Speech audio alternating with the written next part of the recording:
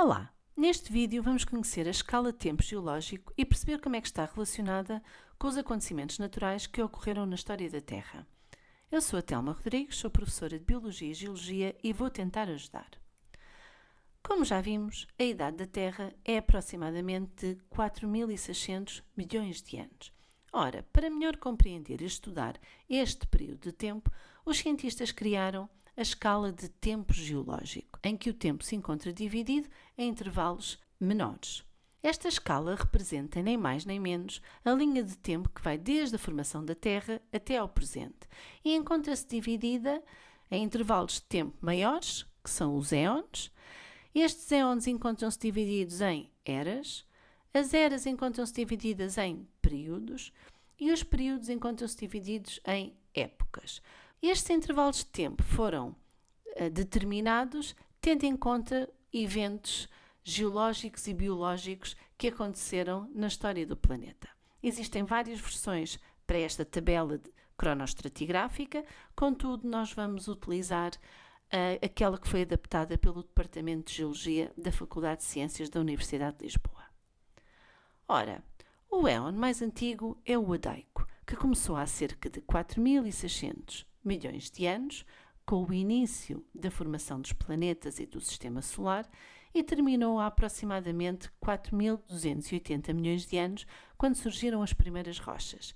A formação da atmosfera e da hidrosfera ocorreu durante este éon. A interação da geosfera, da atmosfera e da hidrosfera permitiu que fossem reunidas as condições para o aparecimento de vida, que se julga ter acontecido há cerca de 3.800 milhões de anos.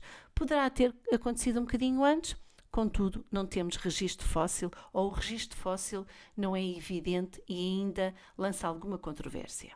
Relativamente ao éon arcaico, que vai desde os 4.280 milhões de anos aos 2.500 milhões de anos, pensa-se que durante todo este éon a vida já terá estado presente, nomeadamente sob a forma de organismos simples, unicelulares e procariontes. Os primeiros fósseis datados e que não levantam dúvidas na comunidade científica são os estromatólitos, e eles são encontrados por todo este éon, tornando-se especialmente comuns no final do mesmo.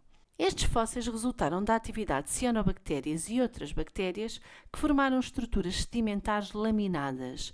Estroma significa camada, litos significa rocha, estromatólitos significa então estas estruturas laminadas que se formam devido à acumulação de sedimentos. Atualmente existem estromatólitos na Baía dos Tubarões, na Austrália. As cianobactérias foram de extrema importância na história da Terra, porque pela primeira vez permitiram a libertação de oxigênio para a atmosfera através da fotossíntese.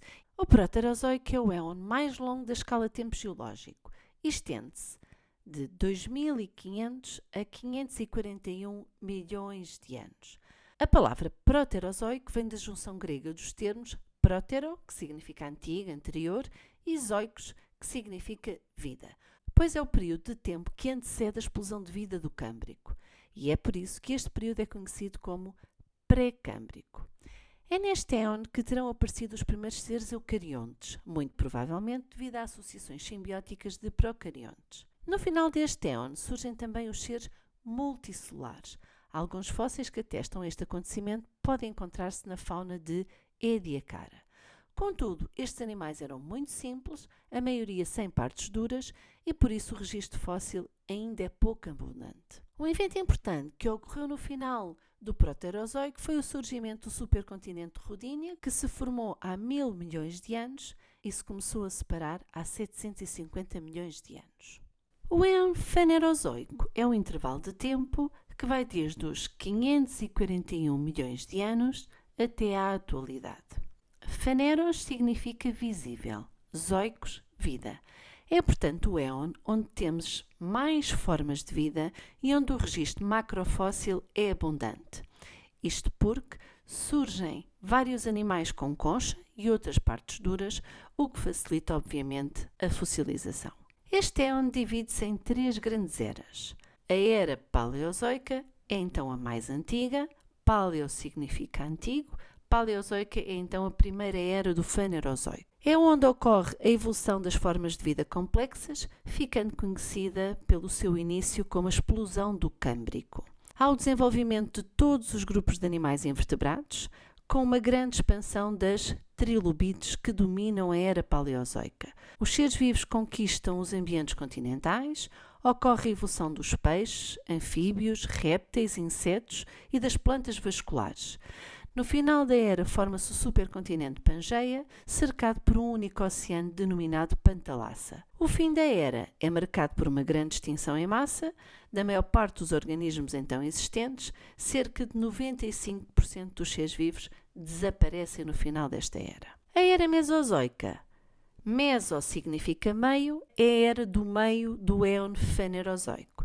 Nesta era, ocorre o grande desenvolvimento do grupo dos répteis, incluindo os dinossauros, pelo que é conhecida pela Era dos Répteis, que dominam tanto o ambiente marinho como o ambiente continental.